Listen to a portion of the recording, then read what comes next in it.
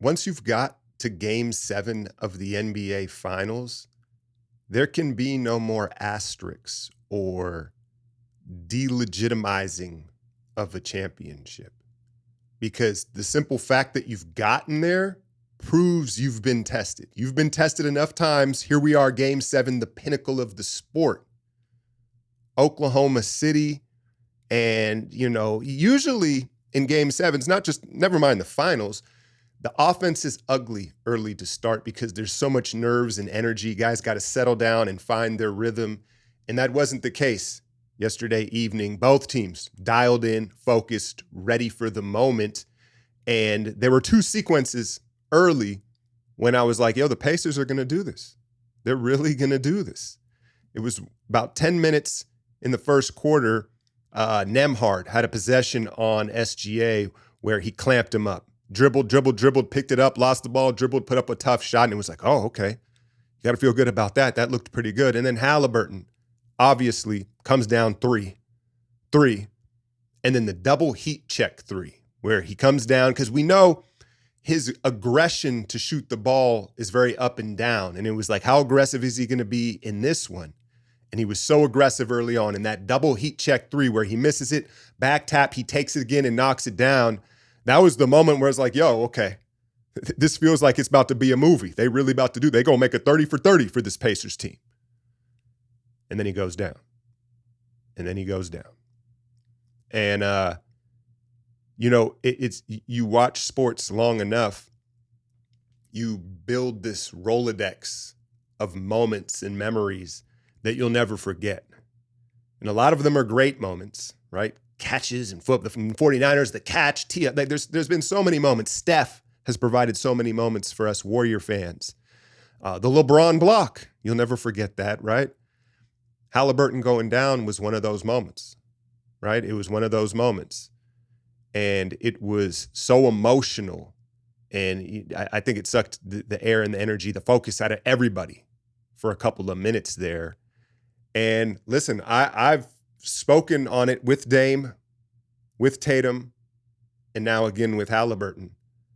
The negative step that today's players take. And look, he clearly he was already dealing with the calf injury, right? And it was very reminiscent to KD 2019 in Toronto. The Thunder crowd, I think, was a lot more gracious than that Toronto crowd was. Y'all was going to get KD. You think KD was going to come back to y'all? No. But yeah, man, it was so brutal to see because he knew it right away. He's screaming, right? He knows, he understood in the moment, because sometimes guys are shocked, right? He knew right away what it meant and just what it was. And that negative step. So he was out there, he knew the risk, but what I'm getting at here is with the mechanics of this. Today's game, it's the step back. We can talk about being sedentary and why this is happening so often. It's the movement patterns in today's basketball. And it's the step back game where everything is step forward, step back, step forward, step back. And what it leads to is a lot of these negative steps where you step backwards to go forward because you're constantly, changing your access as hezzies and to fake your shot, right? Go ahead, go into a court and take that step backwards hard and do it a couple times. And there will be moments where you feel a whole lot of tension down that chain of your calf and your Achilles. Me being an old hooper, an old head, there's movements where, I'm not doing that. Not doing that. I can feel it.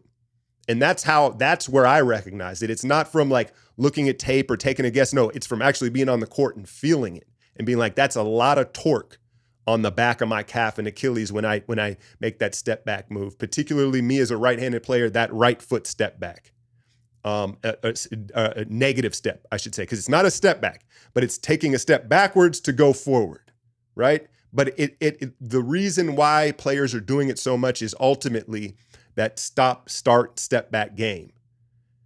And Halliburton goes down and it's like, man, again, it feels, not only do you just feel super bad for him, dad's crying in the audience, right? But it kind of felt like we were being robbed of this moment as well, right? As selfish as that sounds.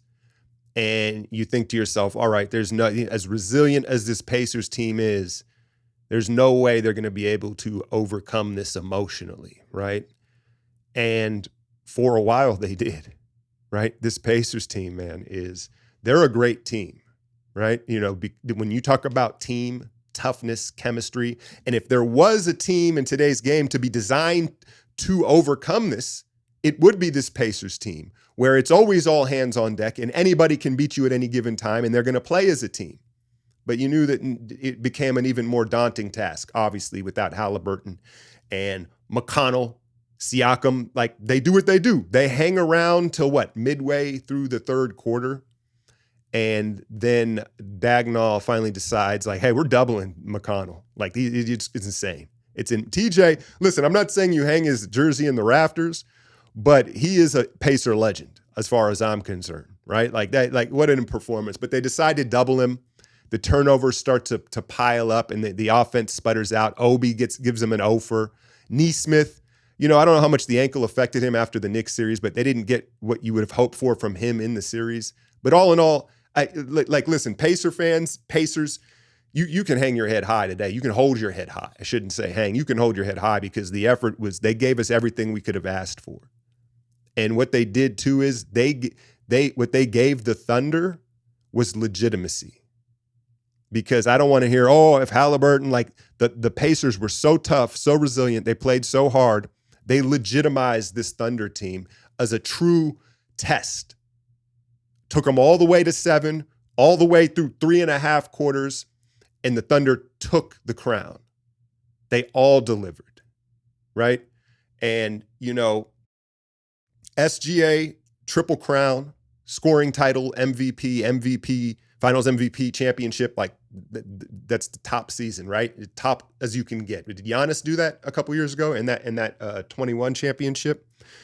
But look, I can appreciate greatness. Like, I understand the foul merchant stuff from SGA, but the numbers and the results are undeniable. And his timing, his footwork, and his ability to keep his body relaxed through contact and up into his shot is super special, right? It's super special. So I can't hate on SGA. And then you look at J-Dub, who I think will get the biggest championship glow up out of any of the Thunder players, because I think that he was suffering from a bit of imposter syndrome, I think, in his confidence issues at times. And it's tough also, I think, it's not an easy task necessarily to play along SGA where he has the ball so much and be that number 2 option. So you cut him some slack there, but I think some of it was a confidence thing. That's going to be gone, right? He's been ringed, and I think he's going to have the biggest glow up of where it's like, no, there's no questioning J-Dub. He's a true second star that can take over, and I think that's just going to feed his game. Similar to Aaron Gordon when the Nuggets win their championship. Not that they're the same player, right? And J-Dub is much more of a, but AG had that championship glow up to now you saw his this season and what he's been since then, where it's like he knows who he is, he knows he's a star in his role, and you get that from J-Dub. And then Chet Holmgren, I can't be more impressed with his toughness and his motor.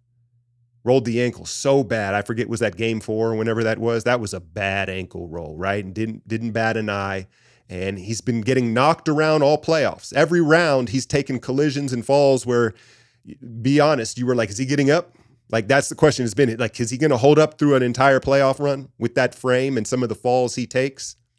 And he has. He has. And I think when you look at this core 3 moving forward, it's such a perfect fit because J-Dub has found how to pick his spots. And you can see the osmosis between he and SGA, the way they manipulate screens. They do that spin reject, the way they'll split the screen. They learn from each other, and they probably have the best footwork of any backcourt in the league, right? Their size and then the way that their footwork and the way they manipulate, it's immaculate. But I think why Chet is such a great fit and the durability is you're always gonna, be wary with that frame, right? But he's a willing third wheel. He's a willing third wheel. And you go back to the last time the Thunder were on this stage with KD, Russ, and Harden, and ultimately, Harden wasn't willing to play the third wheel. I think Chet, he fills his cup, his ego, doing the dirty work, being the tough guy, being durable, being reliable. And so you have this new big 3 that seemingly fits. You go to Steph, Clay, and Draymond, right? You've got Steph, who is the solar system. Clay doesn't really need to dribble, but can still score. He can score off the ball. And then Draymond, the third guy, who doesn't want to score at all. He's all right being the defender, the shot blocker, and doing all the other things, much like Chet is on this team. And so I say all that to say, as impressive, as talented as they are, it's impressive that they were expected to do it and they did it. It added more pressure. Sam Presti might be the real MVP, right? Because you bring in Dagnall, this young coach, clearly a great coach. And hey, let's say you get lucky with SGA. Let's not even give him credit for SGA. They didn't know he was going to turn into this. They liked him, but they didn't know it was going to be all this. That's fine. That's one thing to do that. And it's one thing for the coach and SGA to say, all right, this is our culture. This is who we want to be, our identity. You have to have the players to do it. You have to bring in the right players. If you can say, we want a system of toughness, everyone on a string high character, you can't, in the words of the great Nelly, you can't turn chicken shit into chicken salad. And so if you look at both these teams, both the Pacers and Thunder, there's not one guy on their bench of low basketball IQ or character. And that's why it came together and we got this great NBA finals and great basketball and really the way I feel like the game should be played from an offensive perspective from the Pacers. Ball movement over ball handling, where everyone is empowered. And so you can strike from different places and you can rely on different people on different nights. And it enhances everyone because everyone's in flow and in rhythm. It's not possible without Halliburton. That was the hub of it. But they also put the right players around him to enhance it and make it happen. And again, with the Thunder, you have these three talented, super talented guys, Dort, Caruso, Hartenstein, Wiggins, Wallace, all willing to play their role. And it was the defense. I haven't seen a defense like that. I don't know in the pros since when. We've seen talented defenses, but everyone on a string willing to take a charge, everyone willing to hit the floor from the top down. And so we saw it from both sides of the spectrum, defensively and offensively, what it should look like playing basketball. And so I can't complain. I'm happy with where the game is at. And, this Thunder team, they're going to be reckoned with. And in the same thing of saying credit Presti for bringing in all these character guys that fit the culture.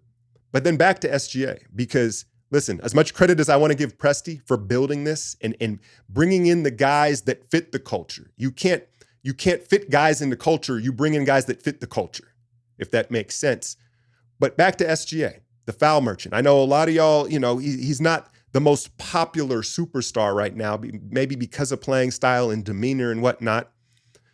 But make no mistake about it, they followed him, right? You can bring in all the right guys and you can do this, but what does the top guy do? And again, Gen Z, Canadian, the leading style, you may not agree with it or understand it. He just took them to the promised lands and everyone bought in. And it starts at the top with SGA. And so it's just a crowning moment for this Thunder team.